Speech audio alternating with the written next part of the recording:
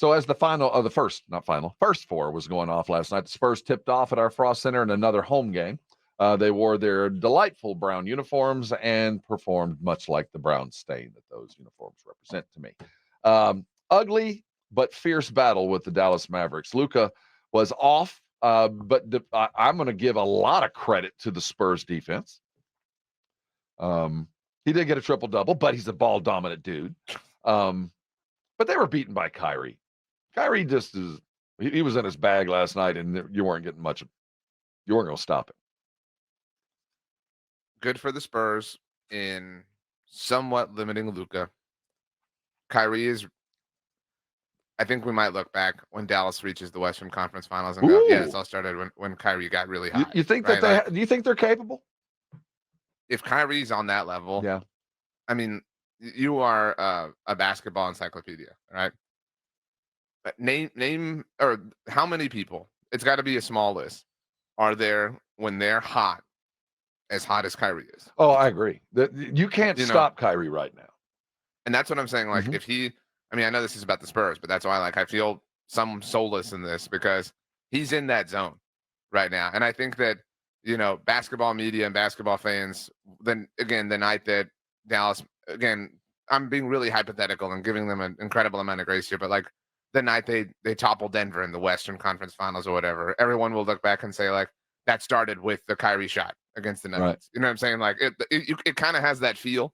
And so to be able to withstand him at his peak right now and Luka just playing incredible basketball, there's a lot to hang or hold your head high about, but at the end of the day, it is still a loss. And that's I mean, I don't know that it's frustrating anymore.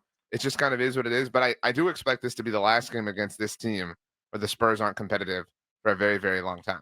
And they were competitive last night. You know what I mean? Competitive in that they can win. You're right. They brought Dallas down to their level. They mucked it up in a really remarkable way, more than I thought they would. But, our concern was their undoing, the one-on-one defense that you have to play against guys like Kyrie and Luka, and they were half right. And then on the other side of that, you got to hold on to the ball, man. Turnovers killed him. Pop talked about the brutality of dealing with 16 turnovers. Devin Vassell postgame, who was valiant in defeat. I thought he played his toughest game as a Spur this season. Talked about the common theme when they're losing, and there's been a lot of these themes. Maybe forcing plays, trying to make the spectacular play when really it's just, we just got to make the right read. I think most of our turnovers are usually live ball turnovers. So we're trying to get back in transition instead of it even just going out of bounds. We can set our defense up. It's usually us trying to run back in transition. So it's just tough.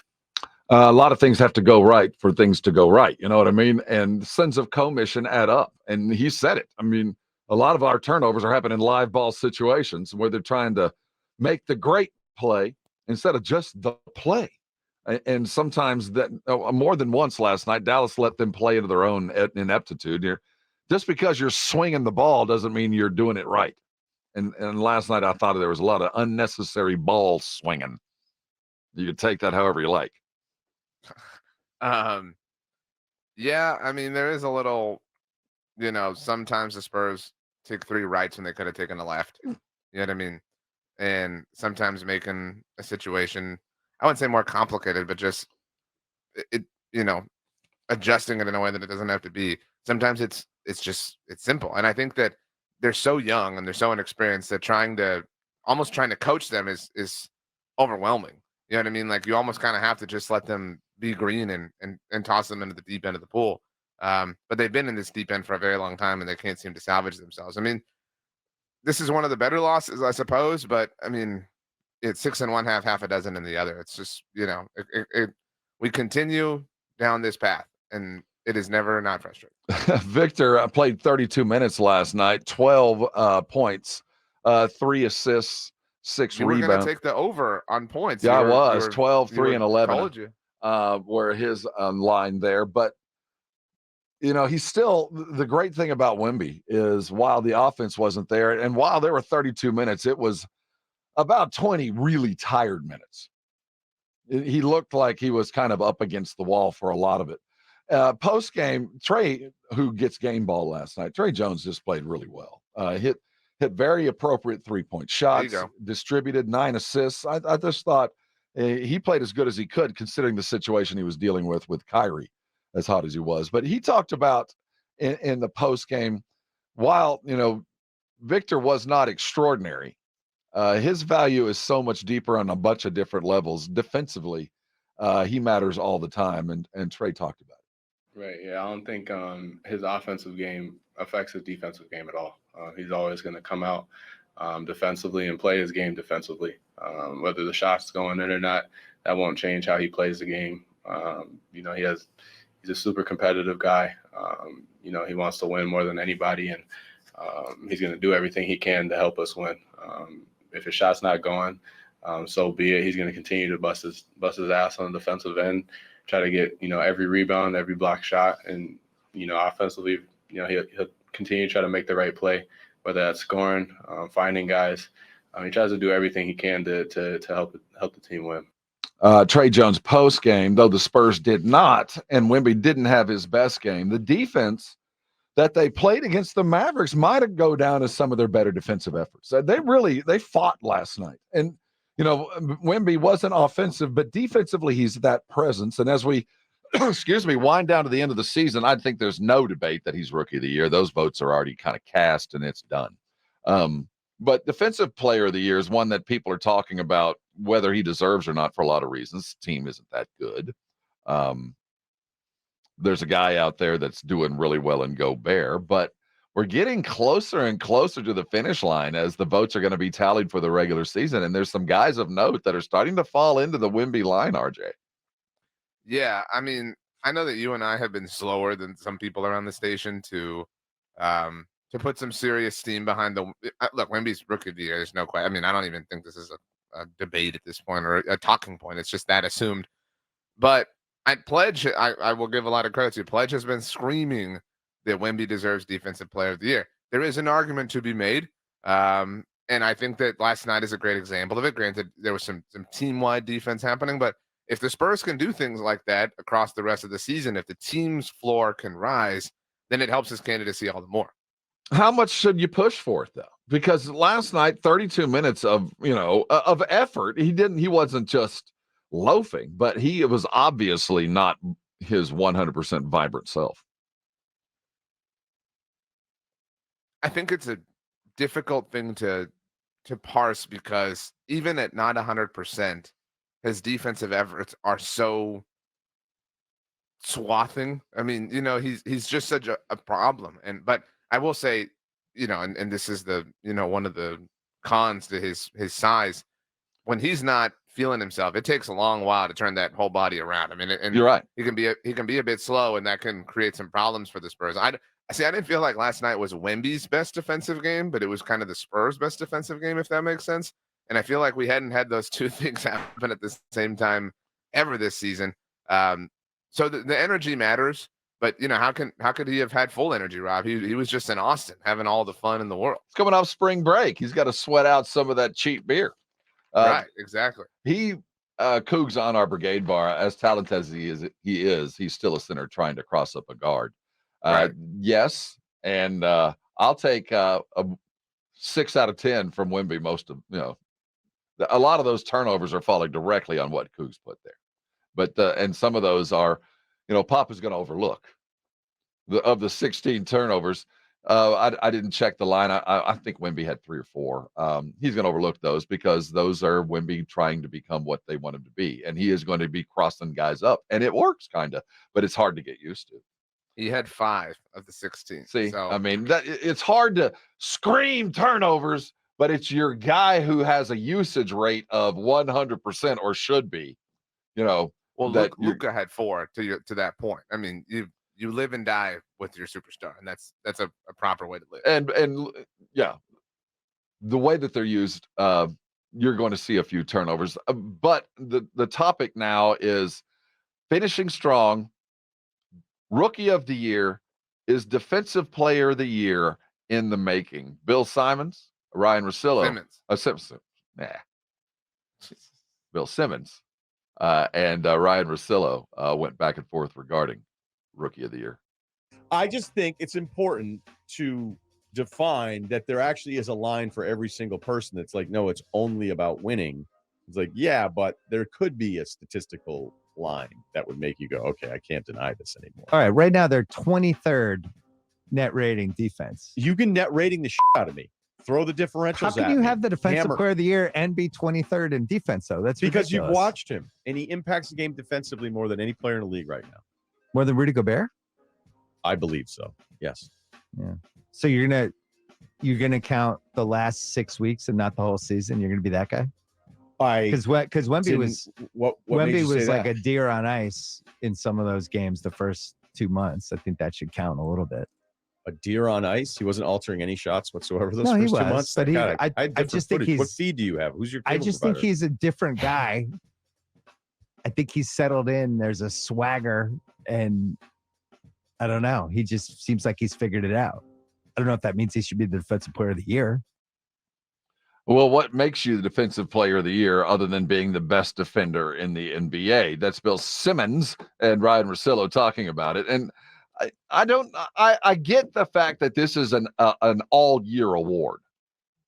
You know, you have to, and I get the fact that it's hard to represent 1/5 of a defense with total team defense, but it does matter. How good can you be when your team net defensively is 23rd in the league? But subtract him from the team and look at the numbers. This feels like, by the way, Russillo said in that podcast that he would be voting. And he should be. For defensive player. Well, I'm just saying, I mean, he's putting his money where his mouth Well, is. I shouldn't say he should be. No, because, but even if, not that you do, but even if you disagree with him, I respect that he has arrived at his opinion. And I think that often in awards like this, so many writers and media members they should have to publicize their votes. It's really my right. But so good for Russillo is really what I'm saying. But that's a separate point. I do think it's fair to weigh what's happening recently a little bit heavier. And are we really going to say that, what happened in November is of critical importance? You know what I mean? Like in January, I mean, you know what I mean? Like it feels like we're really reaching. And I understand that this feels a little bit like the star quarterback who got hurt in week 1 and then his team sucks. And you say, well, he's really the most valuable player, right? Because without him, they suck. And with him, they're amazing. So this is somewhat that, but I do think that not giving it to him will look silly in the future because there's going to be so much, fatigue with him that people are going to say, how did he not win it? Like, did we just not give it to him because they were bad? And that's kind of a loose explanation. I think you hit it on the head that in hindsight, whenever we look back at his long career and go, the guy who has set the all-time record for blocks in his 3rd career season. I mean, the records that he's going to break, and we'll look back and go, he wasn't defensive player of the year. Who was? And you'll look at the numbers and go, how? There will be some metric in a season where he does win it, and we'll look back and say, like, he was even better at this and that his rookie year. You know what I'm saying? We'll be like, why did he not win it? There's a little, again, I think you're kidding yourself if you act like there isn't narrative that is a part of this, if there isn't reputation, if there isn't, I suppose, earning your stripes, right? Like it's a little hard to give it to Wemby as a rookie. And I think sometimes awards voters feel like, oh, well, he's winning rookie of the year. So like we've already kind of got him on the ballot, and next year he can't win rookie of the year. So next year he'll win defensive player of the year. It's a silly way to look at it, but that's kind of how they tend to cast their nets. So good for Ryen Russillo. And I think he won't be the last. I think there's going to be some others that fall into line. Some of it will be just to be obstinate, just to have another point of view. But I do think objectively, if you just looked at film stats and put these guys in a highlight box and pick 25 games, just pick random 25 games and compare the two, I think you would walk away going, while Gobert is a presence in the paint and does matter, Victor plays defense on 3 levels and blocks shots in ways that Gobert never thought of, and defends dribbles and does other things defensively, altering passing lanes that Gobert doesn't. And as Victor learns the pro game, that's going to be more and more apparent how he is fully capable of shutting down a quarter of a basketball court just by standing where he is, just by understanding where he needs to be. And he's not even there yet. But I challenge anybody right now, just grab 20 games where both guys play the same amount of minutes and just judge what they do on the court and how they affect the other team. And I'll put it to you that right now, Wemby affects the game on a more consistent level, on different levels on the court than Gobert ever has. It's done. If you asked any GM or coach right now, he said, "All right, you got to go play defense for one game. You can have Victor or Rudy Gobert. Who are you taking?" Is there a GM or coach out there who's taking Rudy? Not Gobert? Not one. Not one. I mean, so that's kind of in and of itself. And when it's once you apply the narrative, the team record, the team success, the highlights, and I think some of this too is you can be, an incredible media member in terms of understanding and watching every sector and every second of basketball throughout a season. Ryen, Russillo, and Bill Simmons, they are those dudes, right? Like they're on League Pass every moment of every day, watching every single thing. But I think the reality for some of the more 30,000 foot voters is that they're not seeing a lot of Wemby. You know what I mean? Like they're just seeing the occasional highlight in their Twitter feed versus, the Timberwolves are getting much more attention. They're being much more talked about. So there are these biases that get baked in because of, availability. And that goes back to team success and our frustration with the team and how they're holding him back. And, the fact that he wasn't an all-star, all those things, all those boxes get checked if you're a better team. So if anything, the team is a factor in all this, but as a handicap to Wemby more than anything else. Didn't have Zach Collins last night. Late scratch with concussion symptoms. He entered the protocol. He hit his head on Sunday. This has been a rough year for Collins. He just can't stay healthy. He missed games. He had a knee, has ankle. There's been just when he finds his flow all season long, we miss him for a game. And the late scratch, I think that hurt the Spurs. I think he would have been important, though. At every opportunity, I want to see more and more Dominic Barlow. More Barlow is a good thing because I think that guy, if you look down the bench, and while he's significantly down the bench so far, in fact, that he's spending more time with the Vipers or in Edinburgh with the G League, Austin Spurs, where he should have been. I think he's a long-term prospect, and I appreciate his bounce. And him and Lively going at it last night was an interesting watch. But we missed Collins last night, and I think he would have mattered in that kind of bang-up, ugly game where you need physicality. I think they missed that, and that might have been a difference maker. So the first time I can say all season long that Collins, we missed you last night. Hope all is well, Zach. Trey Jones. Apologies. I'll send it to him. A heck of a game last night. He really did. He leveled up. He played the hottest point guard in the league last night and acquitted himself well. His jumper was flowing. He took the right shots and he made sure Wemby had the ball when he needed it. Now, Wemby didn't do himself any favors, turning the ball over. And if I don't want to go off on anything, if I'm Coach Pop, every time that Wemby grabs a rebound in the paint and kicks it out for a three, what should the punishment be? What would you do to your superstar every time he passed up a shot in the paint? He has to watch an episode from the final season of Game of Thrones. Maybe that's it. Maybe he has to watch the next to last Game of Thrones without knowing anything about what's going on. Or the How I Met Your Mother finale. Maybe that's it. No, because he would be no more lost than he is standing in the paint, throwing it to somebody else to shoot from further away. I know that sounds basic, but come on, Vic. He's got to get a lot more selfish. That's his biggest flaw right now. You've got to get selfish, dude. I mean, respect for real, truly. But it's enough. I mean, you should have 40 points a game, man. Like with your ability to just tip back in. There's no reason. And if you have, I don't know, prime Klay Thompson out there, okay, right? Like we can talk and we can rationalize why you're doing this. But and I love Trey Jones, but you're dishing the ball out to Trey Jones. I mean, laws of probability here. I mean, this is not the best usage of that moment in time. The Spurs are 15-54. This was we're in the midst where we're rounding out the longest homestand of any NBA team this year. Baby. All the games at home. Going to welcome the Grizz in on Friday, the Suns in on Saturday, and one of those weird spend the weekend staycation. The Suns will stay here, and we'll get them on Monday as well, and then they hit the road again, going to Utah. What were we thinking in this homestand? What were we hoping for? We're not going to get it. In a lot of ways, this has been a bit of a letdown. I thought these games last night, the Suns, the Grizz, would be the games where everybody is kind of rounded into form.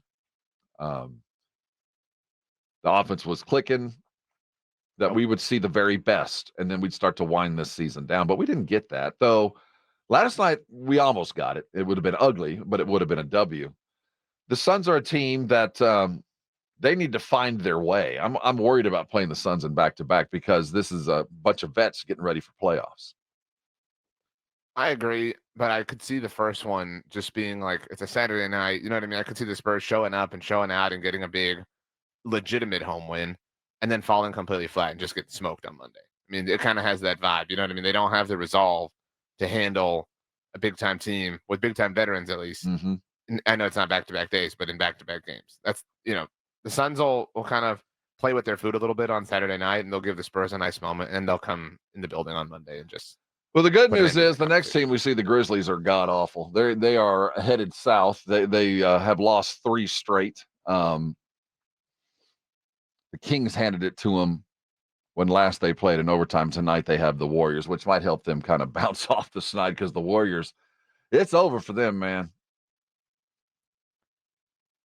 Best of luck. Yeah, fare thee well. This season is all but done. The Grizzlies coming to town. I do expect a win there, and probably maybe a split against the Suns. Maybe we'll get a last hurrah as the Suns or the Spurs round out this long home run. But I really feel like the 32 minutes of effective but not effective basketball for Victor Wembanyama is kind of a signal that we really are rounding in. I'd like to see him get a couple of good defensive games, a couple of good, 4 or 5 blocks, highlight type things, and let's start to look toward next year and hope he's got enough in the bank to maybe sneak through a defensive player of the year. Would you push through, last couple of games if you felt like it was something worthy? If Victor wanted it, like, hey man, let me play through these 82.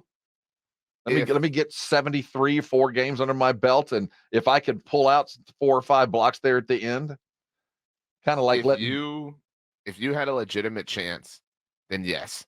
But like for a lottery ticket chance, it's not worth it. I mean, he had the scary ankle moment last night. You know what I'm saying? Like every moment you're a breath away from all the muck that we've been going through not being worth it. Which, by the way, I'm glad you brought up that scary Luka. Oh, dude, he hooked him.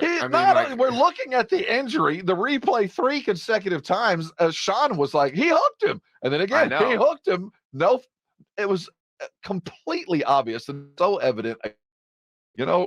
Stars have their privilege. Even though it was Wemby, Luka was allowed to wrap that arm around and not a second look given.